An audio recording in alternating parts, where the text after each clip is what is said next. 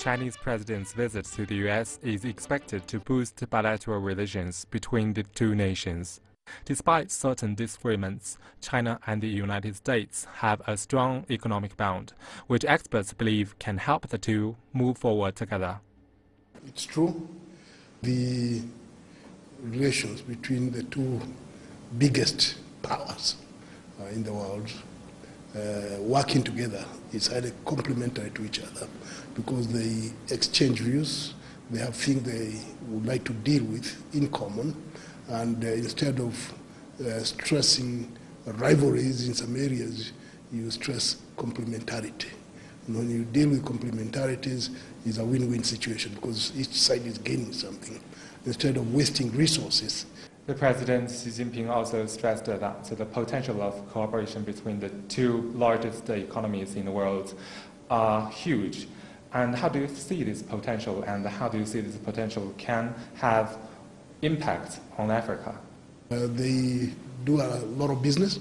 The report is that President Xi's visit to Seattle, they cut a deal to buy about 30 Boeing airplanes worth so much in terms of dollars. You have the cooperation between businessmen in China and businessmen in America, and in terms of production of goods or investing in each other, that one is also positive in the sense that it can reduce the cost of doing business and such things.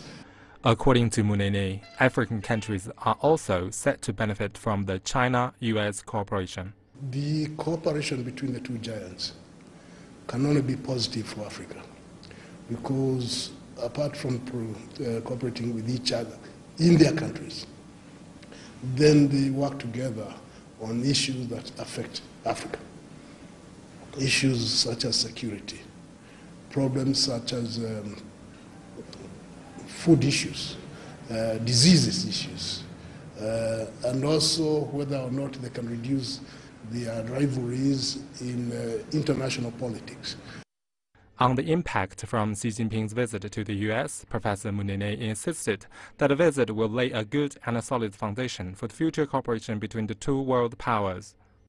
President Xi also pointed out in his speech that the trend of China's economic development will not change, and the general picture of Chinese economy is good and will stay on track for development. Professor Munene pointed out that China is still the driving force for the world economy. Well, right now China is driving the global economy. The claim or the statement that the United States owes China more than $3 trillion, that in itself shows that who is driving the global economy.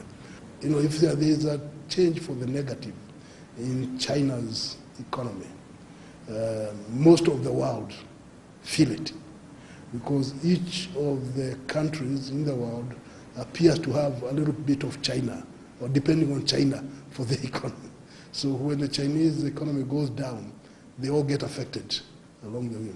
So the expectation is that the Chinese economy will continue to do well because others are doing well as a result of it. China is currently Africa's largest trading and development partner.